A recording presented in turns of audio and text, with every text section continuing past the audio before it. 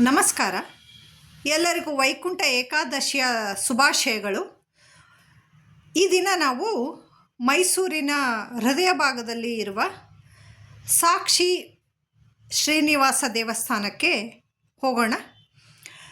ಯಾರ್ಯಾರಿಗೆ ಈ ದೇವಸ್ಥಾನ ಗೊತ್ತಿದೆ ಅವರೆಲ್ಲ ಕಮೆಂಟ್ ಸೆಕ್ಷನಲ್ಲಿ ಕಮೆಂಟ್ ಮಾಡಿ. ವಿಡಿಯೋವನ್ನು ದಯವಿಟ್ಟು ಎಲ್ಲರೂ ಪೂರ್ತಿ ನೋಡಿ.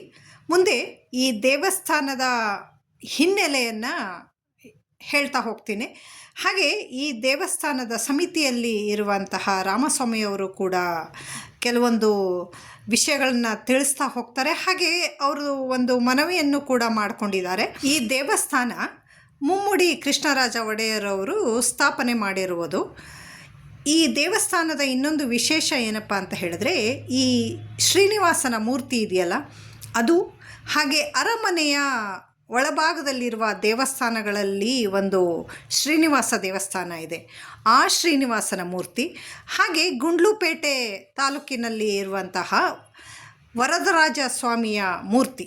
ಈ ಮೂರು ಮೂರ್ತಿಗಳನ್ನು ಒಂದೇ ಕಲ್ಲಿನಿಂದ ನಿರ್ಮಾಣ ಮಾಡಿ ಒಂದೇ ದಿನ ಒಂದೇ ಸಮಯದಲ್ಲಿ ಮೂರು ದೇವಸ್ಥಾನದಲ್ಲಿ ಪೂಜೆ ಕೈಂಕರ್ಯಗಳನ್ನು ಪ್ರಾರಂಭ ಮಾಡಿಸಿದ್ರಂತೆ ಮುಮ್ಮಡಿ ಕೃಷ್ಣರಾಜ ಒಡೆಯರು. ಈ ಶ್ರೀನಿವಾಸ ಸ್ವಾಮಿಯ ದೇವಸ್ಥಾನ ಮೈಸೂರಿನ ಮೊದಲ ಶ್ರೀನಿವಾಸ ಸ್ವಾಮಿಯ ದೇವಸ್ಥಾನ ಅಂತ ಕೂಡ ಹೆಗ್ಗಳಿಕೆಯನ್ನು ಹೊಂದಿದೆ. ಸುಮಾರು 250 ವರ್ಷಗಳ ಇತಿಹಾಸವನ್ನು ಕೂಡ ಈ ದೇವಸ್ಥಾನ ಹೊಂದಿದೆ. ಈ ದೇವಸ್ಥಾನದ ವಿಳಾಸವನ್ನು ಮತ್ತು ಫೋನ್ ನಂಬರನ್ನು ನಾನು ಡಿಸ್ಕ್ರಿಪ್ಷನ್ ಬಾಕ್ಸಲ್ಲಿ ಕೊಟ್ಟಿರ್ತೀನಿ. ಯಾರಿಗೆಲ್ಲ ಆಸಕ್ತಿ ಇದೆ ಅವರು ಫೋನ್ ಮಾಡಿಕೊಂಡು ಕೂಡ ದೇವಸ್ಥಾನಕ್ಕೆ ಭೇಟಿ ಕೊಡಬಹುದು. ಹಾಗೆ ಈ ದೇವಸ್ಥಾನದ ಸಮಿತಿ ಕಡೆಯಿಂದ ನಾನು ನಿಮ್ಮೆಲ್ರಿಗೂ ಒಂದು ಸವಿನಯವಾದ ಪ್ರಾರ್ಥನೆಯನ್ನು ಕೂಡ ಮಾಡ್ಕೊಳ್ತಾ ಇದ್ದೀನಿ. ಅದೇನಪ್ಪ ಅಂತ ಹೇಳಿದ್ರೆ, ಈ ದೇವಸ್ಥಾನಕ್ಕೆ ನಿಮ್ಮೆಲ್ರಿಗೂ ಹೇಗೆ ಸಾಧ್ಯ, ಏನೆಲ್ಲ ಸಾಧ್ಯ ಅದನ್ನು ದೇಣಿಗೆ ರೂಪವಾಗಿ ಕೊಡಿ. ಹಾಗೆ ಪ್ರತಿ ತಿಂಗಳು ಕೂಡ ಈ ದೇವಸ್ಥಾನದಲ್ಲಿ 200 ರೂಪಾಯಿಗಳ ದೇಣಿಗೆಯನ್ನು ತಗೊಳ್ತಾ ಇದ್ದಾರೆ.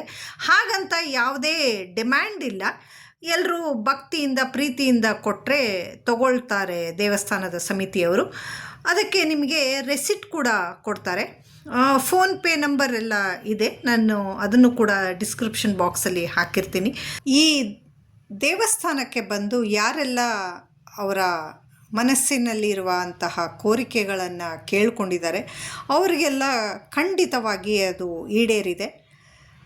ಮತ್ತು ಈ ಶ್ರೀನಿವಾಸನಿಗೆ ಯಾಕೆ ಸಾಕ್ಷಿ ಶ್ರೀನಿವಾಸ ಅಂತ ಹೆಸರು ಬಂತು ಅಂತ ಕೂಡ ನಾನು ಮುಂದೆ ವಿಡಿಯೋದಲ್ಲಿ ಹೇಳ್ತೀನಿ. ಹಾಗೆ ಮುಂದೆ ಈ ದೇವಸ್ಥಾನಕ್ಕೆ ಸಂಬಂಧಪಟ್ಟಂತಹ ಕೆಲವು ವಿವರಗಳನ್ನು ಮತ್ತು ಈ ದೇವಸ್ಥಾನದ ಬಗ್ಗೆ ಅವರೆಲ್ಲ ಯಾವ್ಯಾವ ಒಂದು ಕಾರ್ಯಗಳನ್ನು ಮಾಡ್ತಾ ಇದ್ದಾರೆ ಅಂತ ಹೇಳಿಬಿಟ್ಟು ರಾಮಸ್ವಾಮಿಯವರು ಮಾತಾಡ್ತಾರೆ. ಸರ್, ಈ ದೇವಸ್ಥಾನದ ಹಿನ್ನೆಲೆ ಒಂದಷ್ಟು ತಿಳಿಸ್ಕೊಡ್ಬೇಕಾಗಿ ವಿನಂತಿ. ನನ್ನ ಹೆಸರು ರಾಮಸ್ವಾಮಿ ಅಂತ. ನಾವು ಈ ಒಂದು ಪ್ರೈವೇಟ್ ಟ್ರಸ್ಟ್ ಥರ ಮಾಡಿಕೊಂಡು ನಾವು ಎಲ್ಲನೂ ಸಂಸ್ಥೆ ನಡೆಸ್ತಾ ಇದ್ವಿ. ಇದರಲ್ಲಿ ಇನ್ನೂ ಗೌರ್ಮೆಂಟಿಂದ ಟ್ರಸ್ಟ್ ಏನು ಮಾಡಿಲ್ಲ, ನಾವಾಗೆ ಸ್ವಂತ ಎಲ್ಲನೂ ಸೇರಿಕೊಂಡು ಇದನ್ನು ಮಾಡ್ತಾ ಇರೋದು. ನಾನು industrialist, staying near by next house. Regarding ಇದು ಪ್ರಸನ್ನ ವೆಂಕಟರಮಣ ಸ್ವಾಮಿ ದೇವಸ್ಥಾನ ಅಂತ. ಇದು ಭಾಳ ಹಳೇ ಕೃಷ್ಣರಾಜ ಒಡೆಯರ್ ಅದಕ್ಕೋಸ್ಕರ KR ಮೊಹಲ ಅಂತ ಬಂತು.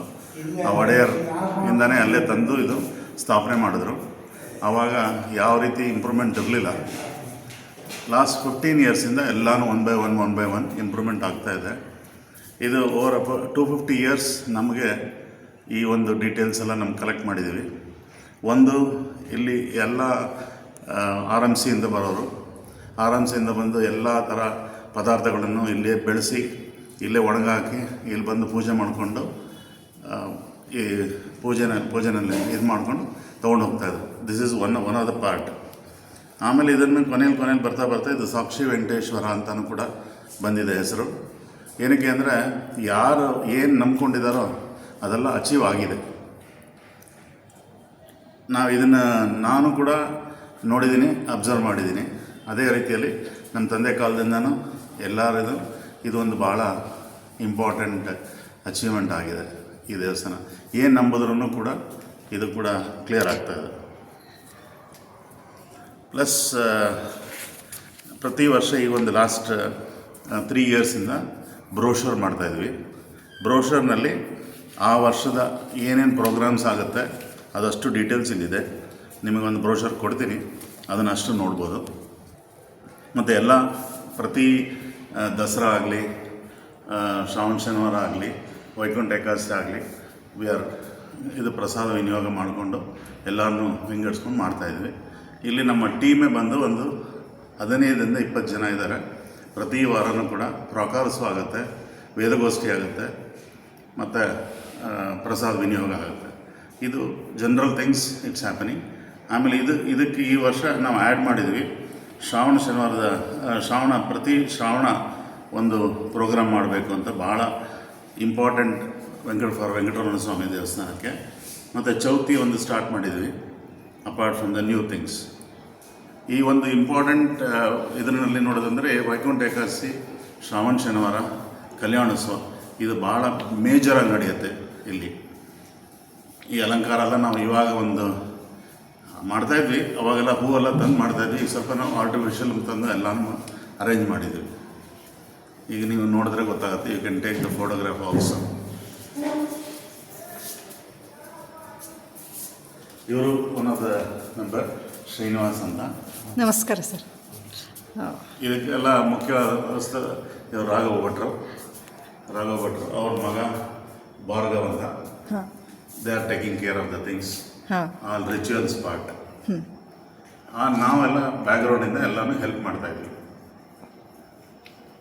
ಆಮೇಲೆ ಈ ಸರಿ ಎಲ್ಲನೂ ಸಿಸ್ಟಮ್ಯಾಟಿಕ್ಕಾಗಿ ಮಾಡ್ತಾಯಿದ್ವಿ. ಯಾರಿಗೂ ಕೂಡ ಏನಪ್ಪ ಅಂದರೆ ಇದು ಜನಗಳು ಈಸಿಯಾಗಿ ಬರಲಿ, ಸಾರ್ವಜನಿಕರಿಗೆ ಈಸಿ ಮಾಡೋಕ್ಕೋಸ್ಕರ ಇದೆಲ್ಲ ಫೆಸಿಲಿಟಿ ಮಾಡಿದ್ದೀವಿ. ಎಲ್ಲನೂ ಲೈಟಿಂಗ್ ಫೆಸಿಲಿಟಿ ಮಾಡಿದ್ದೀವಿ, ಎಲ್ಲನೂ ಮಾಡಿದ್ದೀವಿ. ಆಮೇಲೆ ಈಸಿಲಿ ಎಲ್ಲ ಬೆಳ್ಳಿ ಪಾಲಿಷ್ ಮಾಡಿ ಹಾಕಿದ್ದೀವಿ, ಅದನ್ನು ಕೂಡ ನೀವು ನೋಡ್ಬೋದು. You can take the photograph also.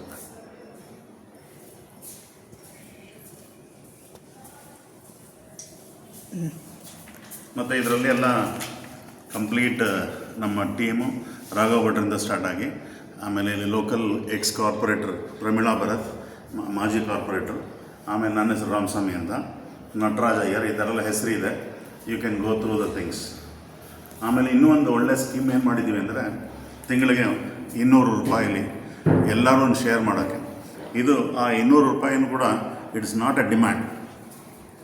There is no demand in 200 ರೂಪಾಯಿ. ಎಲ್ಲರೂ ಸಹಕಾರ ಮಾಡಿದಾಗ ಏನಾಗುತ್ತೆ ಅಂದರೆ, it over a period of time it builds a good volume. Then any temple for that matter it will procure automatically ಅಂತ ಇದು ಮಾಡಿದ್ದೇವೆ. ಇದಕ್ಕೇನೆಂದರೆ, ಸರ್ಕಾರದಾದ್ರೂ ಕೂಡ ಅವ್ರ ಕಡೆಯಿಂದ ಏನೇ ರೀತಿಯಲ್ಲಿ ನಮಗೆ ಒಂದು ಸೌಲಭ್ಯ ಇಲ್ಲ. ಒಂದು ಎಲೆಕ್ಟ್ರಿಸಿಟಿ ಬಿಲ್ ಕಟ್ಟಾಗಿ ನಾವು ರಿಕ್ವೆಸ್ಟ್ ಮಾಡಿ 100 ಸಲ ಅವ್ರ ಹತ್ರ ಹೋಗಬೇಕು. ಅದರಿಂದ ನಾವೇನೇ ಒಂದು ಸೋಲಾರ್ ಇನ್ವಾಲ್ವ್ ಮಾಡ್ತಾಯಿದ್ದೀವಿ. ನೆಕ್ಸ್ಟ್ ಮಂತ್ ಒಳಗೆ ಸೋಲಾರು ಕ್ಲಿಯರ್ ಆಗಿಬಿಡುತ್ತೆ. ಮತ್ತು ಎಲ್ಲ ದಾನಿಗಳನ್ನು ಈಗ ಮುಂಚೆ ಥರ ಎಲ್ಲ ದಾನಿಗಳೆಲ್ಲ ಆಟೋಮೆಟಿಕ್ಕಾಗಿ ಬರ್ತಾಯಿದ್ದಾರೆ. ನಾನು ಕೊಡ್ತೀನಿ, ನೀವು ಕೊಡ್ತೀವಿ, ಹಾಗೆ ಆ ಥರ. ಸೊ ಯಾರೂ ನಾವೀಗ ಮುಂಚೆ ಥರ ಬೇಡ್ತಾ ಇಲ್ಲ, ನಾವು ಒಬ್ಬರದ್ರೂ ಕೇಳುವುದಿಲ್ಲ. ಆಟೋಮೆಟಿಕಲಿ ರಾಮಸ್ವಾಮಿ ಮಾಡು ಅಷ್ಟೇ. This is what. ಭಟ್ರನ್ನು ಕೂಡ ಕೋಆಪ್ರೇಟ್ ಮಾಡಿ ಯಾವುದೇ ಒಂದು ಇದು ಮಾಡಿದ್ರು ಕೂಡ ಅವರನ್ನು ಕೂಡ ಕ್ಲಿಯರ್ ಮಾಡ್ತಾರೆ. ಧನ್ಯವಾದಗಳು ಸರ್. Thank you. ಇಲ್ಲಿರುವಂತಹ ಈ ಭಗವಂತನಿಗೆ ಸಾಕ್ಷಿ ಶ್ರೀನಿವಾಸ ಅಂತ ಹೆಸರು ಸುಮ್ಮನೆ ಹಾಗೆ ಬಂದಿದ್ದಲ್ಲ, ಅಥವಾ ಭಕ್ತಿ ಒಂದೇ ಅದಕ್ಕೆ ಕಾರಣ ಅಲ್ಲ. ಜನರ ಜೀವನದಲ್ಲಿ ಹಾಸುಹೊಕ್ಕಾಗಿ ನೆಲೆಸಿರುವಂತಹ ಒಂದಷ್ಟು ಅವಿಸ್ಮರಣೀಯ ಘಟನೆಗಳು. ಹಿಂದೆ ಮೈಸೂರಿನ ರೈತರೆಲ್ಲರೂ ದವಸ ಧಾನ್ಯಗಳನ್ನು ಬೆಳೆದು ಈ ದೇವಸ್ಥಾನದ ಮುಂದೆ ಅದನ್ನು ಮಾರಾಟ ಮಾಡೋದಕ್ಕೆ ಅಂತ ಹೇಳಿಬಿಟ್ಟು ತಂದು ಇಟ್ಕೊಳ್ತಾ ಇದ್ರಂತೆ. ಹಾಗೆ ಈ ರೈತರಿಂದ ಕೆಲವು ವ್ಯಾಪಾರಿಗಳು ದವಸ ಧಾನ್ಯಗಳನ್ನೆಲ್ಲ ಕೊಂಡುಕೊಂಡು ಹೋಗ್ತಾ ಇದ್ರಂತೆ ಬೇರೆ ಕಡೆ ಮಾರಾಟ ಮಾಡೋದಕ್ಕೆ. ಹಣ ಇದ್ದಂಥ ವ್ಯಾಪಾರಿಗಳು ಹಣವನ್ನು ಕೊಟ್ಟುಬಿಟ್ಟು ದವಸ ಧಾನ್ಯಗಳನ್ನು ತಗೊಂಡು ಹೋಗ್ತಾ ಇದ್ದರು. ಹಾಗೆ ಹಣ ಇಲ್ಲದಂತಹ ವ್ಯಾಪಾರಿಗಳು ಕೂಡ ದವಸ ಧಾನ್ಯಗಳನ್ನು ತಗೊಂಡು ಹೋಗ್ಬಿಟ್ಟು ಆ ದವಸ ಧಾನ್ಯಗಳನ್ನು ಮಾರಿದ ನಂತರ ಹಣವನ್ನು ನಿಮಗೆ ತಂದು ಕೊಡ್ತೇವೆ ಅಂತ ಹೇಳಿಬಿಟ್ಟು ರೈತರಿಗೆ ಹೇಳ್ತಾ ಇದ್ರಂತೆ. ಆಗಿನ ಕಾಲದಲ್ಲಿ ಮನುಷ್ಯನಲ್ಲಿ ಇಟ್ಟಿರುವಂತಹ ವಿಶ್ವಾಸ, ನಂಬಿಕೆ ತುಂಬ ಮುಖ್ಯ ಆಗ್ತಿತ್ತು. ಈಗಿನ ಥರ ಯಾವುದೇ ಲೆಕ್ಕ ಪತ್ರ ಏನೂ ಇರಲಿಲ್ಲ. ಅವರಿಗೆಲ್ಲ ಅದು ಬೇಕಾಗಿಯೂ ಕೂಡ ಇರಲಿಲ್ಲ. ಯಾಕಂತಂದರೆ ಆತ್ಮಸಾಕ್ಷಿ, ಭಗವಂತನ ಸಾಕ್ಷಿ ಸಾಕಾಗಿತ್ತು ಅವರಿಗೆ. ಅದಕ್ಕೆ ಕುರುಹಾಗಿ ನಂಬಿಕೆಯಿಂದ ಎಲ್ಲರೂ ದವಸ ಧಾನ್ಯಗಳನ್ನು ಅವ್ರಿಗೆ ಕೊಡ್ತಾ ಇದ್ರಂತೆ. ಅದನ್ನು ತಗೊಂಡು ಹೋದಂಥವರು ವ್ಯಾಪಾರ ಮುಗಿದ ನಂತರ ರೈತರಿಗೆ ಹಣವನ್ನು ಹಿಂದಿರುಗಿ ಕೊಡ್ತಾ ಇದ್ರಂತೆ. ಹಾಗೇನಾದರೂ ನಾವು ಮೋಸ ಮಾಡೋದಕ್ಕೆ ಪ್ರಯತ್ನ ಪಟ್ಟರೆ ಈ ಶ್ರೀನಿವಾಸ ದೇವರು ನಮ್ಮನ್ನು ಗಮನಿಸ್ತಾ ಇರ್ತಾನೆ, ನಮ್ಮ ಮೋಸಕ್ಕೆ ತಕ್ಕ ಶಿಕ್ಷೆಯನ್ನು ಕೊಡ್ತಾನೆ ಭಗವಂತ ಅಂತ ಹೇಳಿಬಿಟ್ಟು ಕೂಡ ಜನರು ಯಾರಿಗೂ ಮೋಸ ಮಾಡ್ತಿರ್ಲಿಲ್ಲ. ಮತ್ತು ಕೆಲವರು ತುಂಬ ಮುಗ್ಧತೆಯಿಂದ ಕೆಲವೊಂದು ಘಟನೆಗಳನ್ನು ಹೇಳ್ತಾರೆ. ಹಾಗೇನಾದರೂ ಮೋಸ ಮಾಡೋ ಉದ್ದೇಶದಿಂದ ಯಾರಾದರೂ ದವಸ ಧಾನ್ಯಗಳನ್ನು ತಗೊಂಡು ಹೋದರು ಅಂತ ಹೇಳಿದ್ರೆ ದಾರಿನಲ್ಲೇ ಆ ದವಸ ಧಾನ್ಯಗಳು ತುಂಬಿರ್ತಕ್ಕಂತಹ ಚೀಲ ಹರಿದು ಹೋಗ್ತಾ ಇತ್ತು, ದವಸ ಧಾನ್ಯಗಳೆಲ್ಲ ಚೆಲ್ಲಿ ಹೋಗ್ತಾ ಇತ್ತು. ಆ ವ್ಯಾಪಾರ ಮಾಡೋದಕ್ಕೆ ಅವರಿಗೆ ದವಸ ಧಾನ್ಯಗಳು ಉಳಿತಾ ಇರಲಿಲ್ಲ ಅಂತ ಕೂಡ ಹೇಳಲಾಗುತ್ತೆ.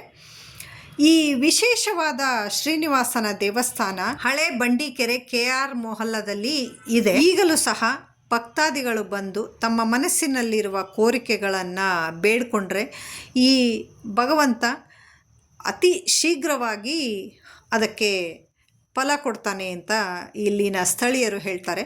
ಈ ಶ್ರೀನಿವಾಸ ಸ್ವಾಮಿ ನಿಮ್ಮೆಲ್ಲರಿಗೂ ಆರೋಗ್ಯ, ನೆಮ್ಮದಿ, ಪ್ರಗತಿಯನ್ನು ಕೊಟ್ಟು ಹರಸಲಿ ಅಂತ ಬೇಡ್ಕೊಳ್ತಾ ಇದ್ದೀನಿ. ಎಲ್ರಿಗೂ ಧನ್ಯವಾದಗಳು.